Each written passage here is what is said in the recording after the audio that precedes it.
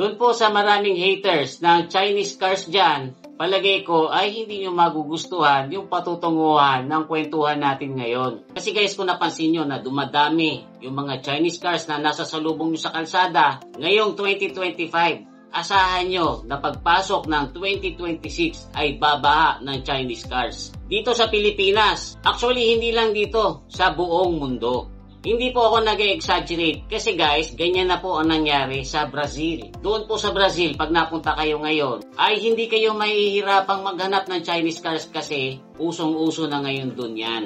Lalong-lalo na yung mga EV. In fact, noong 2024 ay umabot po sa mahigit 138,000 units ng mga Chinese cars ang inimport ng Brazil. At bago po magtapos ang year 2025, inaasahan nilang lalampas po yan sa mahigit 200,000 units. Dito naman po sa Pilipinas ay hindi pa ganon karami ang may Chinese cars. Umabot lang po sa mahigit 24,000 ang bumili ng Chinese cars noong 2024 mula sa iba't ibang mga Chinese car companies. At ang may pinakamalaking naibenta po dyan ay ang MG na umabot sa mahigit 9,000 units ang naibenta. Pumangalawa naman po dyan ang Photon at pangatlo ang GAC.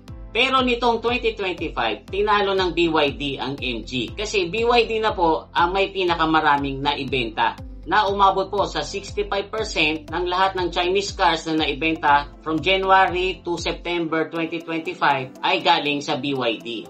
Alam nyo kasi guys, kahit maraming haters dito sa atin ang mga Chinese cars, kahit na maraming sumisigaw sa comment section na stop buying Chinese cars, at kuminsan may mga nagko-comment pa nga na traidor daw sa bayan yung mga Pilipinong bumibili ng Chinese cars. Sa totoo lang po ay hindi po yan nakakaapekto sa pagdami ng mga interesado at gustong bumili nito. Kaya nga guys, pagpasok po ng 2026, asahan nyo na babaha ng Chinese cars dito sa Pilipinas. Hindi lang yung guys, kahit na umuuso na ang EV dito sa atin, mukhang mas marami yung makakabili ng mga gasoline-powered cars na galing sa China.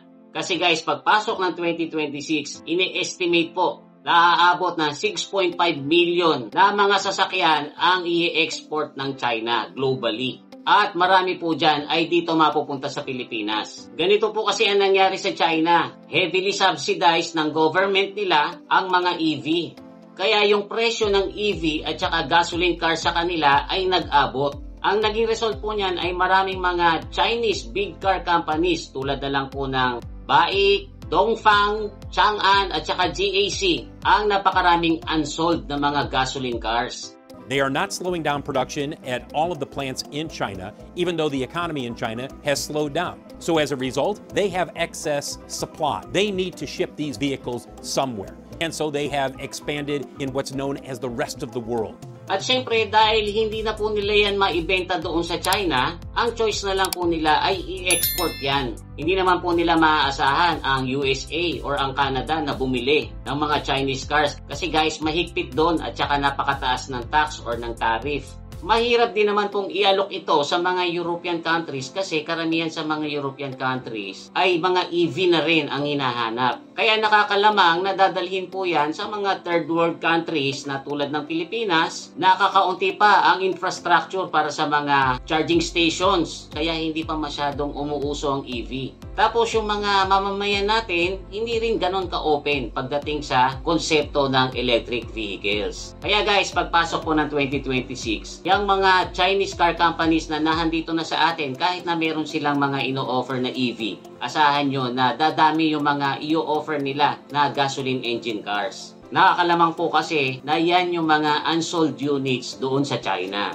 BYD lang po talaga yung mananatiling nakafocus sa mga EV.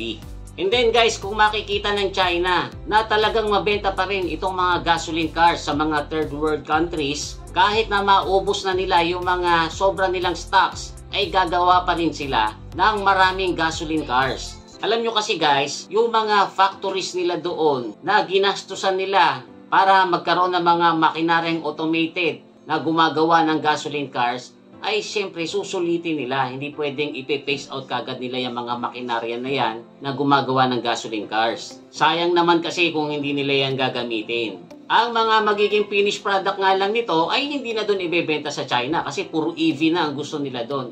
mapupunta yan sa mga third world countries na katulad ng Pilipinas. Gagawa po sila ng mga gasoline-powered cars for as long as merong market dito.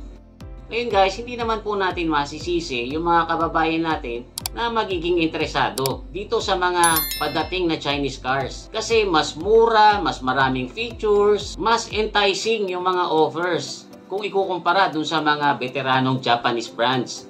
At para po sa akin, hindi rin naman talaga tama na mag-judge or mag-hate tayo dahil lang sa bumili sila ng Chinese cars. Kasi guys, pera naman nila yan na pinaghirapan nila. So deserve nila na gastusin yan kung saan nila yan mas ma-enjoy. Actually, ang nakikita ko pa nga pong bright side dito sa ganitong sitwasyon ay baka sakali na pag naramdaman nitong mga Japanese, Korean or American brands na mga sasakyan, yung epekto ng pagdagsa ng Chinese cars ay makapag-isip-isip sila ng paraan kung paano nila maibababa yung presyo ng mga units nila nang hindi nako-compromise ang quality.